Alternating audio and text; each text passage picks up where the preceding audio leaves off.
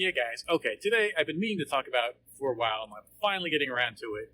The Juice Crew EP, produced by the RZA, featuring pretty much all the remaining Juice Crew members. This is a record store day release. Came out in April, technically. It was released online before that, and it took a little while for the vinyl actually kind of hit stores. I guess it made it by April.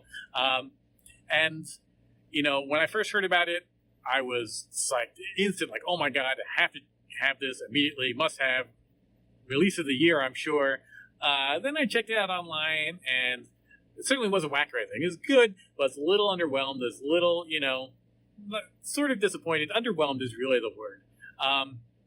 Just nothing about it really grabbed me. It was all well done. Actually, the Juice Crew themselves came off really well. And RZA is obviously a great producer, but there's just nothing that really, sung. There's nothing like, oh, wow, what a great beat that really hyped you up. Nothing like, this is a single, this is a jam I just want to put on repeat over and over. And, for a while there, I'm like, I don't know if I'm actually going to get it when it finally comes time. But, then I thought about it, who am I kidding? I mean, the Juice Crew, Rolling Control Volume 1, right back there, was, my favorite album in high school. I had everything by all of them. I have been, a lifelong fan. How could I not get this new Juice Crew EP? One of my best friends called me. He's like, have you heard the Juice Crew EP? And I'm like, It's like, what? It hasn't totally, blown your mind? And it's like, yeah, well, and then I have to admit, now, over time, it has grown on me. And it is good. Again, it's not like it sucks. It's not like it's whack, So I was just there it didn't totally grab me. And, don't want to be throwing money around like crazy, but how could I not get this? So I did. I tracked it down. I got it. And now I got to share with you. So let's talk about it. This is essentially a 6-song EP. There's also an intro, there's also skits and all that kind of stuff. But basically, it is a 6-song EP, 3 songs on each side, produced entirely by RZA, all new material, featuring all members of the Juice Crew, and nothing but, except for one guy named Pearl Gates who sings a hook, and DJ Mathematics on the cuts. But rhymes, lyrics is all 100% Juice Crew. And it's some classic stuff, sort of. I just started to say that, and well, no, classic's going too far. But it is good. It starts out with Big Daddy Kane, and that is probably the best song on here. This really sounds like he has not missed a beat in all the years. This could be on any one of his albums. He sounds smooth, he sounds smart, he sounds clever. The production is really there with him. I think it's the best production on this EP.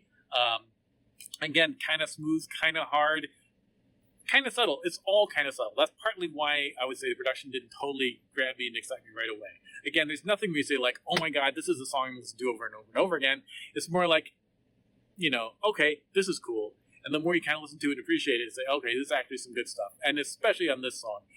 If I really want to nitpick on here, I do kind of think the spoken hook is a little too much. They should have maybe, up the mathematics scratching as the hook, for the hook more. Either just in the mix, or maybe just actually literally said the hook a little bit less and just let him scratch a bit more, sort of like a classic DJ Premier scratch hook. I don't know, but it's nitpick. Big Daddy Kane sounds great. The cuts are fantastic. The production is really solid. It's a great Big Daddy Kane song. Like I said, could be from any era. Again, though, sometimes when he came back with that single with Premier, when he came back with that single with Alchemist, those were more exciting. This is not quite that exciting, but it is a really solid new Big Daddy Kane song, and we are starved for that.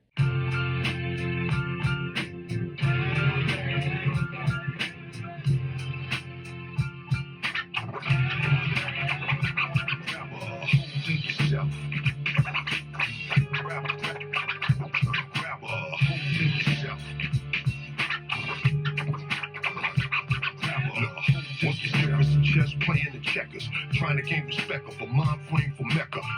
Once I touched down from the gate of Bible, first and foremost addressing 85ers, cause I knew as a shorty certain things was evidence, so I was hesitant when it was on sale for 10%. Then next up is the Posse Cut, and that's another one where the production has grown on me. It's sort of kind of semi-typical Wu-Tang, but not like 36 Chambers. Obviously there's no kung fu sounds or anything like that. This is more in the Bobby Digital zone of RZA's production. And it's a solid track, again, more subtle. It's not something that really grabs you right away, but it definitely works. And the MCs kill it. It is Cool G-Rap, who sounds great. It is Granddaddy IU, who sounds even better. He kills it. He is the star of this song. He is the star of this whole EP, I think. And then Craig G, who comes really nice on this, too. And Granddaddy IU, obviously we lost him several years ago. I have not heard this acapella on any of his other songs. Like, he's got a bunch of unreleased stuff. I've got a bunch of his unreleased stuff. Like, I've blogged about it. I've covered it. That's not from there, so I don't know where they got this from. I don't know if RZA's been sitting on it for years or what the deal is, but he sounds great. It's killer verse. It sounds great with Cool G Rap and Craig G. Again, it's just nothing that totally nails you like The Symphony or something. And obviously, The Symphony is a classic, a real hip-hop classic. And so asking anybody to stand up to the true classics is too much pressure and just too much. But it's not even like The Symphony Part 3. It's just a cool Juice Crew posse cut. Like, if this was a full-length album and there were 8 more songs on here and some of those were amazing bangers, then this would be perfect. But I think, because I've also seen some other people have been a little, equally nonplussed with this online, and I think for the same reason. Also, that weird AI music video I did for the Kane song, but let's put that aside. Let's focus on the music. Flashy type, attracted to the light. Bag 'em on sight, I be gabbling the wife. Some blow pipe for the package is a wife. Pretty mate, iced out, passion of the Christ. Louis V, that's the baggage for the flight. Louis 13, baby savage on the price. I can tell a game, but I sell a game. Sleet, snow, rain, move a hurricane. Kid, I wrap your face up with cellophane. Ice picking brain till your helmet drain. Hey, yo, shots from the cannon make any man fall. I shoot your little beat out, your saws and draws. These rap niggas dealing in fiction. I come in with the can't slip and eviction. And those really are the biggest bangers. Craig G has another song on here called Lolita, and I remember seeing that title and thinking, oh great, like Craig G waited till he's in his 50s to torpedo his career, but no, it's actually a reference to Roxanne Shante, whose real name is Lolita, and it's actually him telling her life story, which is kind of nice and kind of cool. It's kind of a different twist than having just Roxanne brag about her accomplishments. It's not 100% bragging about her accomplishments either. It's more about, the hardships she went through and stuff like that. So it's a nice song. Again, it's another cool production. Actually, it's one of the better beats on here. It's a little bit more reminiscent of kind of classic Marley Marl, something like, not exactly Drop It Science, but you could sort of hear it on that album between Drop It Science and We Make the Music. It's in that kind of vibe. Obviously a little bit more modern, but not so modern that it doesn't sound like Juice Crew either. So I like the production there the most, but it's a little more of a mellow song now after coming back from the posse cut and stuff like that. Yeah.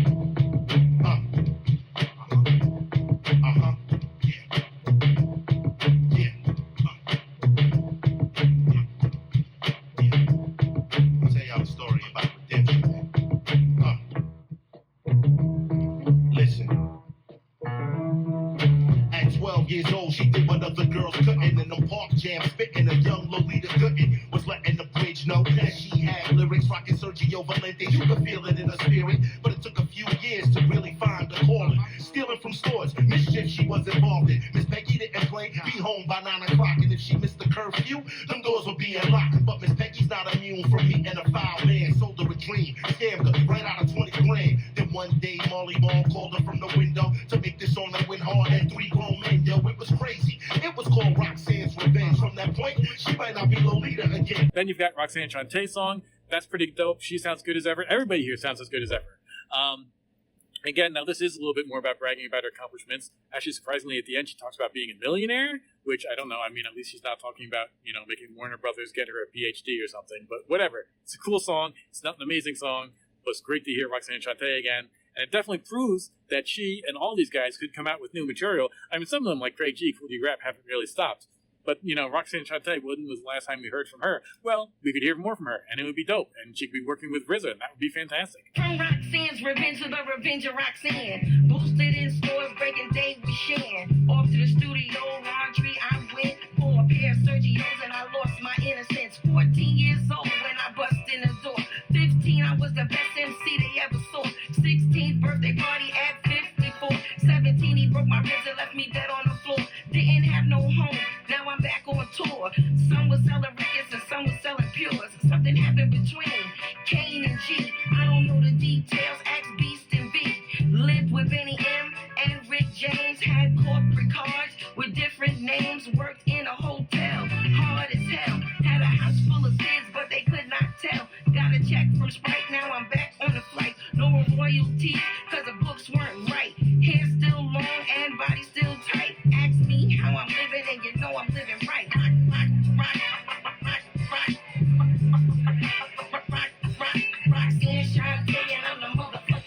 Then the next song is Master Ace's song, which is kind of cool. It's much more the message kind of song, which you expect from Master Ace. I really don't particularly like the hook by Pearl Gates, and the instrumental is kind of much more like, this is important, and it's just one of those things, like, I'm totally with him on his message. He's talking about single mothers and what they go through. Down with that. Like, I'm down with Master Ace delivering that kind of message. He sounds good on this, but not, he's not flowing so quickly. Like, it's definitely more of like a slow down, let's do a message song. And honestly, it's one of those things, like, after I've listened to it 2 or 3 times, like, initially, now I'm like, okay, I can just skip right past this. Like, when I'm listening to the first verse, I'm like, that's enough. Let's skip to the next song. And again, on an EP that's only 6 songs to begin with, that's not so great.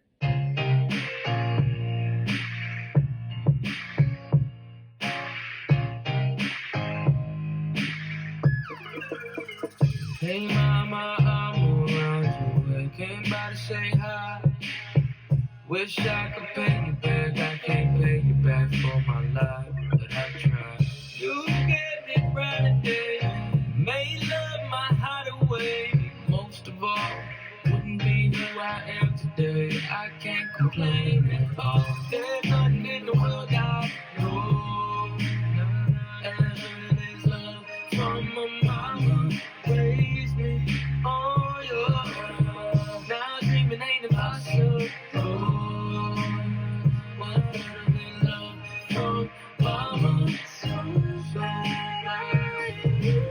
Song of a mother's love. Ain't much strong as a mother's love. For a little man, survival instincts kicking in.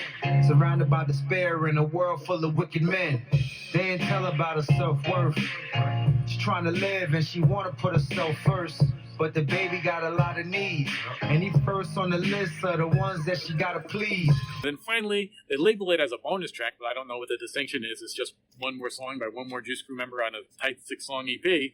But whatever, it's MC Shan. And he sounds very different. But good. He's got like a much deeper voice. It does not sound like the Shan you know. And obviously, he's older. I mean, so big surprise, some of these guys might sound different. But I've heard his stuff like that he even puts on his YouTube channel, and he doesn't necessarily sound so different. But he's definitely different here, deeper. He's got kind of a slurring his words kind of style, which I don't know how intentional that is. But I think RZA's aware of that. He makes the beat to match it, so it sounds like a much kind of darker, more serious song. Lyrically, it's more kind of a darker, serious kind of crime song. So it's really dope. I really like it. It's definitely something different from MC Shan, which is, again, not only am I surprised to have MC Shan come back, again, especially in a high-profile release like this, but to not just sort of say, okay, well, what's sort of the most in my wheelhouse that I can do or something like that. Be trying something different and successfully with the RZA in 2026 is pretty unusual and pretty cool. So that's a nice way to end this EP.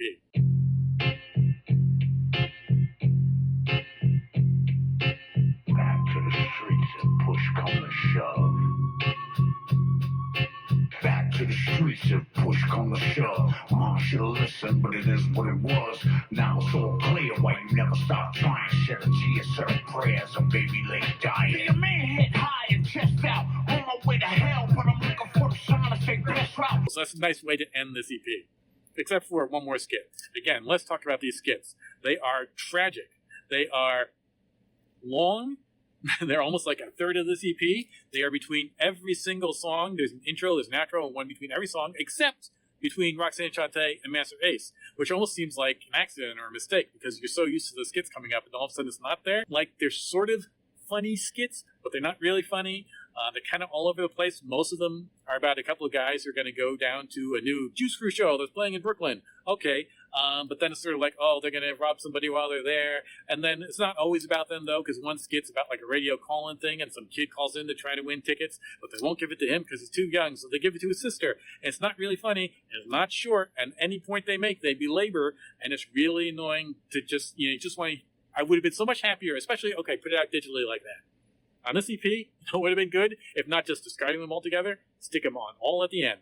So you can just listen to all 6 songs right in a row and have a great listening experience, and then go to the skits. But they didn't do that. Whatever. You're going to do a lot of needle dropping with this EP, which is a shame. But it is what it is. It's still a really strong EP. It's still, I mean, I'm glad I've got it. I have no regrets. And it wasn't that expensive. It's not like this is a $100 record or something. You know, it's kind of a regular, little pricey for an EP, but in 2026, who knows what any vinyl costs, right? Pretty solid. Definitely worth having. definitely glad I have it. Like I said, it has grown on me. All of my kind of nonplussed, whatever, I'm pretty much over that. It's not perfect. Like I said, I'm happy to talk about the flaws like I just did, but it's also pretty great. Like just hearing Granddaddy IU, Cool G Rap, and Craig G on a track that doesn't sound old school, totally worth it. Absolutely. Big Daddy Kane sounds great. Even the worst song on here is good. Like, obviously, if you only get one Juice Crew EP, this is the one to get. Bam. This is an amazing masterpiece. But, for a worthy alternate Juice Crew EP that you can also have in your collection, it's not like you have to choose one or the other. This is pretty dope. So let's talk about the physical aspects of the EP, because it is Record Store Day released. Let's get all collectory and nerdy about this kind of vinyl stuff. So one thing that surprised me is there's a record store. It's not so near me, but near enough to head on their website. And I called ahead because I'm like, you know what? I don't drive all the way down there and find out they don't have it. It's not that close that wouldn't have annoyed me. So call ahead. They definitely have it. I can definitely pick it up, buy it with cash, whatever. Great. Drive down there. Said, we're going to put it aside for you, but we weren't sure which one you wanted. And at first I'm thinking like the Juice Crew EP. I told you on the phone. Like, what are you, dumb? But no, it's because they're all different. Every single one is different. Strangely, obviously here you can see full color picture cover. Comes in, that's a separate OB kind of thing on the side. It's not technically an OB because it has a spine. I don't know if there's a title for that, but it's basically like an OB. Boom, boom. Picture cover. They're all individually numbered. This is limited to 4,000 copies. Mine is number 1,660. But every printed picture cover is different, which is something I haven't seen before in any release I've ever picked up. Maybe it's more common in rock and roll and expensive releases. All the basic stuff is the same. Obviously, it still says Juice Crew with the fists and the gold rings and all that kind of stuff. But this kind of coloration here, the red, the white, and all that kind of stuff, and the pattern, this kind of splatter pattern, is different. Some are dark, some are gold, some have like lots of white, are like all white, some are blue. So when I went there, they had 3. Each one was very different. And then I've looked up other copies online, and they're all different too. So literally, it's not like there's 5 different covers you're choosing from, which is more common. Every single individual one is unique. So I don't know, I kind of picked this one because some green's in there. Green is my favorite color. Just of the 3 that were there at the store at the time, I preferred this one. I guess outside of like jumping for the lowest number, if you're going to be a hardcore collector, just go for your preference. But it is interesting that they are all different. And then the record itself is gold. That was pretty cool. That was nice. So again, it's a really nice physical product. Comes in a plastic sleeve. They didn't cheap out on this. RZA Record Store Day. They're going pretty big. It's really cool that he chose to do his whole thing with and on the Juice Crew. Very big surprise. Like I said, it blew my mind. I was super excited when I heard about it. And even though I was a little disappointed, I'm getting closer and closer to being that excited again with it now. It's definitely a really strong, good EP. I definitely recommend at least listening to it. And then whether it grabs you enough to actually buy the EP, I'd say listen to it. And if it doesn't, forget about it for a little while, come back and listen to it again, and then make a final decision. See you next time. I haven't done a video in a while because it is the dog days of summer, and I just can't bring myself to turn the air conditioning off. You can hear it now. I apologize, but that's as low as I'm going to get it. I'm not going to turn it 100% off because I will die mid-video. So hopefully I'll do another video soonish, but possibly it will all be text vlogs until October. Who knows? See you guys soon.